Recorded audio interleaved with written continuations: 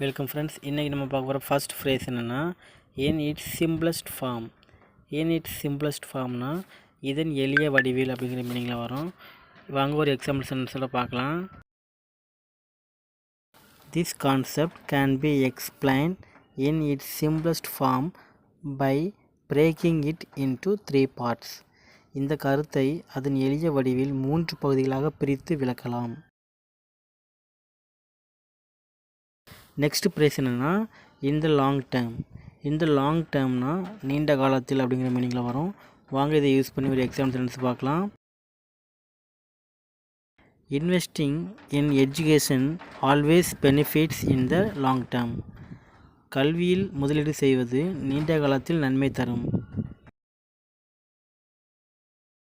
Next phrase என்னென்னா to be frank. To be ஃப்ராங்க்னா உண்மையாக சொல்லணும்னா அப்படிங்கிற மீனிங் வரும். வாங்க இதை யூஸ் பண்ணி ஒரு எக்ஸாம்பிள் சென்டென்ஸ் பார்க்கலாம்.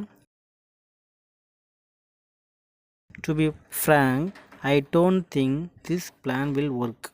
உண்மையாக சொல்லணும்னா இந்த திட்டம் வேலை செய்யும் என நினைக்கவில்லை, இல்லை நினைக்கல அப்படின்னு சொல்லலாம்.